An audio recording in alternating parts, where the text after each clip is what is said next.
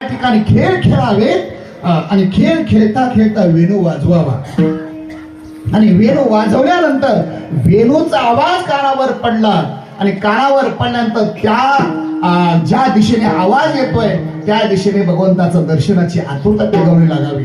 वृंदावनी वेणू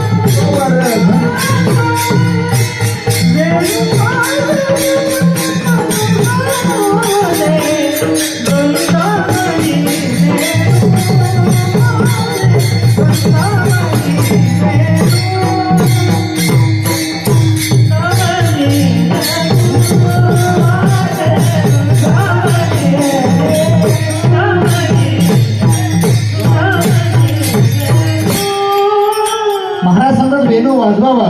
वृंदावनी वेणू कौनाचा माय वाजे वेणू नादे गोवर्धन गाजी मुख पसरोनी मयूर विराजे मज पाता ती भासवती भासती यादव राजे हो. वेणू वाजवावा. आणि पुढे मला सांगायचं आहे वेणूचा आवाज कानावर पडला. कानावर पडल्यानंतर गवळीने दर्शनाची आतुरता लागेल. मला पुढे सांगायचे हे गवळ सांगते कसं की मी सकाळी काम करायला बसले.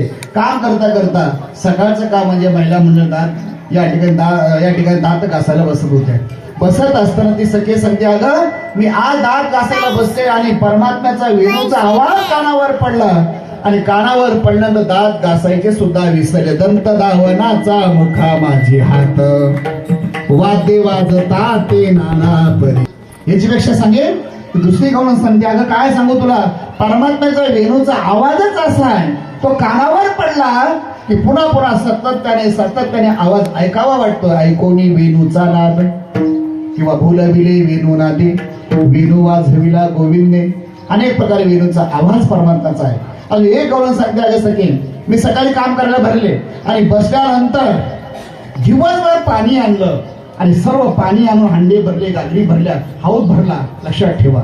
आणि पाणी भरल्यानंतर संध्याकाळी स्वयंपाक करायला बसले आणि स्वयंपाकाची वेळ आहे स्वयंपाकाला प्रारंभ करणार आहे त्याच वेळामध्ये भगवंताच्या वेणूचा आवाज कानावर पडला आणि कानावर आवाज पडल्यानंतर मला दर्शनाची आतुरता लागली. पण तशी परमेश्वर देणार नाही कारण सासू तर तशी बाहेर जाऊ देणार नाही. तुझ्या मुरलीचा ध्वनी तुझ्या मुरलीचा ध्वनी अकल्पित पडता काही अकल्पित पडता काही विभरता रे अंतकरणी विभरता रे अंतकरणी मी घरधंदा विसरलेला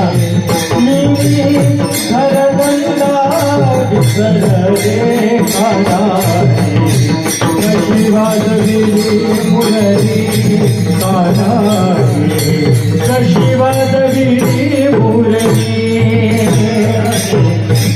कशी वाजविली मुरली कानाची कशी वाजविली मुरली. आहारे आहारे सावैया आहारे आहारे सावैया कशी वाजविली मुरली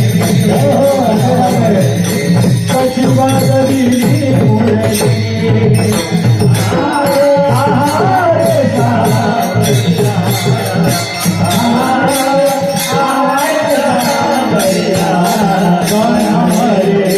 कशी वाजविली मुरली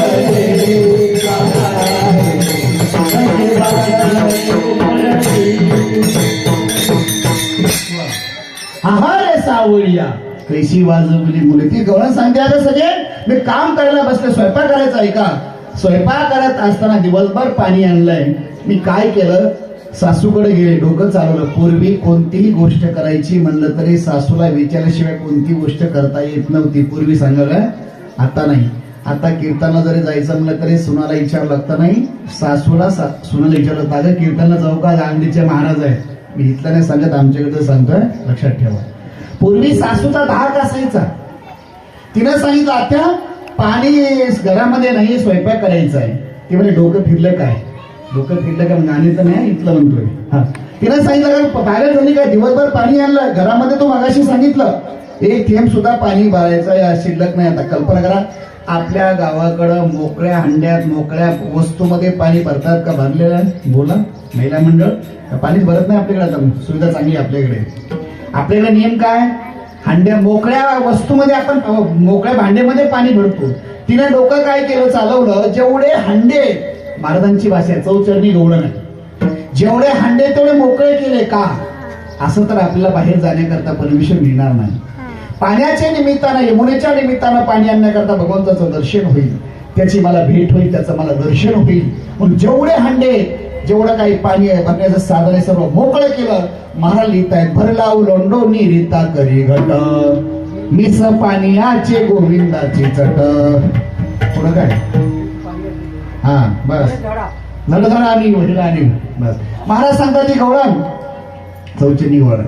मला विषय सांगायचा, गवळण जो आनंद दिला वेणूच्या रूपाने, परमात्माने सर्वाला आनंद दिला, सजीवाला आनंद दिला, निर्जीवाला आनंद दिला कृष्ण अवतारामध्ये. म्हणून आजच्याही काल्याचं कीर्तन आहे. जगद्गुरु तुकोबर आहे, या ठिकाणी सुंदर असं वर्णन करतायत. भगवान परमात्मा गोपाळांना आश्वासन देत आहे की गोपाळांनो, आज या ठिकाणी मी तुम्हाला पोटभर खायला देणार आहे, आनंद देणार आहे. जगद्गुरु तुकोबर अभंगाची भूमिका मी तुमच्या समोर ठेवतोय. आजचं कीर्तन प्रसादाचं कीर्तन आहे, प्रसादाचं कीर्तन आहे. महाराज सांगतात, महाराज जर प्रसादाचं कीर्तन असेल ना, 2 घास खाऊ द्या, बरेच कामं पडलेत, आज 7 दिवसापासून आम्ही इथेच आहे, लवकर खाऊ द्या आणि घरी जाऊ द्या. महाराज सांगतात तसा तो सेवन होणार नाही. त्याची रीत सांगितली, भानुदास किती गात प्रसाद देतो पंढरीनाथ. आज आपल्याला भगवान पंढरीश परमात्मा तुम्हाला प्रसाद देणार आहे, पण त्याची रीत सांगितली, तुम्ही गीत गा, चिंतन करा, तदनंतर प्रसाद सेवन करा. तसा होणार नाही, आणि तसा जर सेवन केला तर मुरमुरे खाल्ल्यासारखा होईल. त्याची रीत सांगितली, महाराजांनी वर्णन केलंय. प्रसाद हे सर्व दुःखानाम. आजचं हे कीर्तन काल्याचं कीर्तन आहे, आजचं हे कीर्तन सांगतेचं कीर्तन आहे. जो आपण उत्सव केला 7 दिवस 8 दिवस 1 महिना वर्षभर, त्याची सांगता काल्याची कीर्तन करायची असते. महाराज लिहितायत,